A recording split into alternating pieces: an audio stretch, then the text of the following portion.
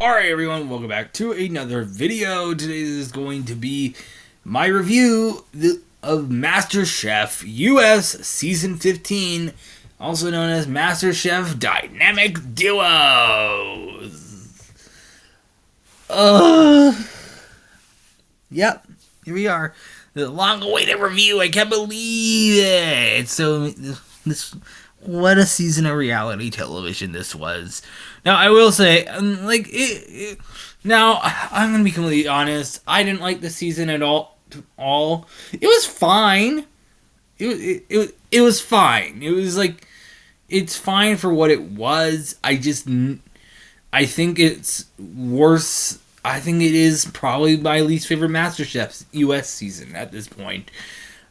And there were a lot of changes throughout the season, like a lot of twists. We got the return of the pressure test, and like the dynamic duo twist itself was kind of weird. And yeah, I just don't think it worked out in execution, to be honest. So let's get into it. So let's start off by getting into the new judge that was on this season. So we had the return of Gordon Ramsay and Joe Bastianich, but this year there was a new judge. Her name was Tiffany Derry, and it's kind of insane that this is the first black judge, or the first black female judge, to be on the main show of MasterChef, and she was replacing Aaron Sanchez. Now, this was a kind of an interesting season in terms of where it filmed, as they actually filmed the entirety of the season, pretty much, I believe, in Australia. Yes, at the set for MasterChef Australia.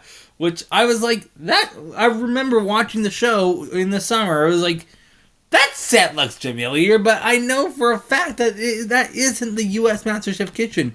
Now, I think the story is that the U.S. set is under renovation, so I guess that's something. But yeah,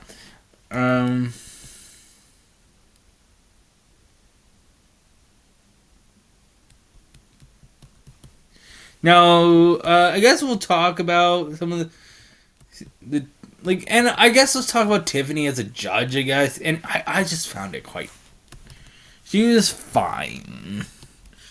And she's probably, she was fine as a judge. But, yeah. Now, let's get into the dynamic duos twist itself, where I guess, the premiere and the second premiere, we do get two returning players, though I should mention. A returning duo they were on MasterChef Junior Season 3. So, yeah, that was kind of interesting, them coming to the main show, whatever their names were. I can barely tell you their names, to be honest. I'm just doing this video, just telling you what I thought about the season, to be honest.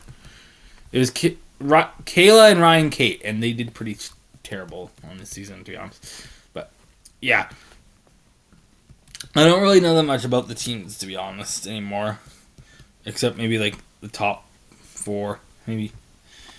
But I think it was, there were some of the twists they did. It was kind of interesting, where, I guess we'll run through them.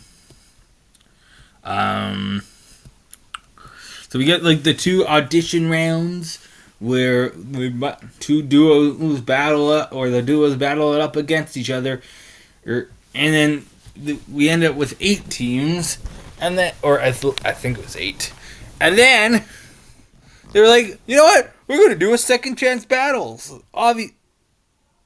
obviously, because that's what we need. The second chance battles. We're doing this again. We're bringing back 4 teams, and it's still in my head of one of the guys on one of the teams. I don't know who they were. They're saying, "We're back." Come on, that was just so weird. All right, next up, dinner party dish. Now, this was the first team challenge.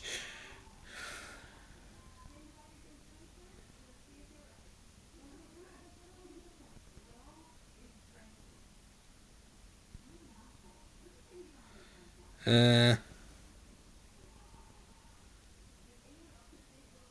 this isn't a team challenge. I'm just reading this, so I guess this one I can't really remember, to be honest. I guess Kayla cut herself and had to go to the hospital. Oh, but Kevin and Trey go home here. I don't know who they are, so don't have much to say. Then we got the mystery and Mrs. Box. There were some kind of interesting twists they did. Now, one box created. No, so this one was like the sweet and the spicy ingredients one. And that was kind of interesting, I guess, for what it was. And I guess Rachel and Julio won. Rachel and Julio were pretty good at this season.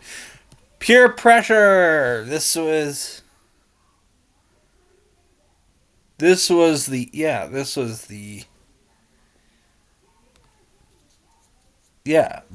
team challenge. Yeah, there was definitely a lack of team challenges this season because obviously everyone's in duos, right? So there's that. And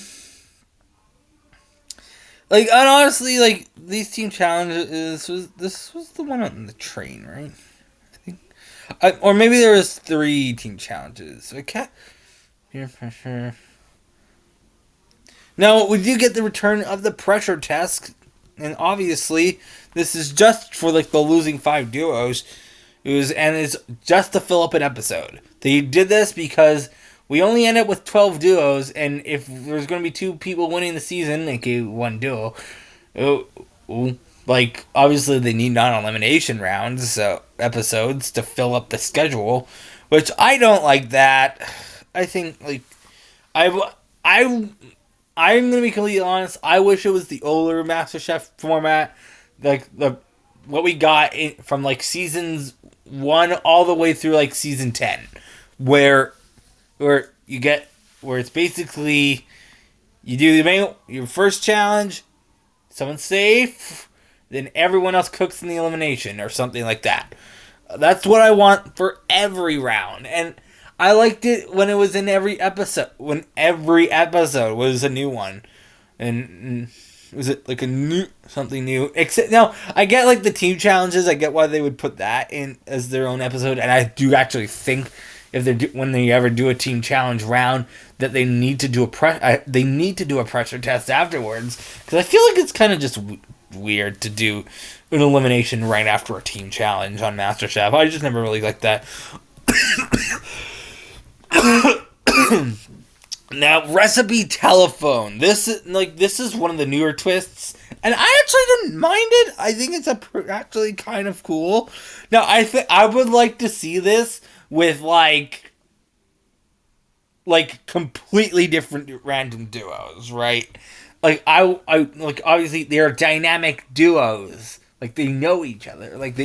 But I would like to see this type of challenge on a different season with everybody where everyone, you're all randomly paired or whatever, and yeah, I would like that. I think that would be kind of cool. So yeah, next up we got the next team challenge, the train to table. This is the most notable team challenge for me.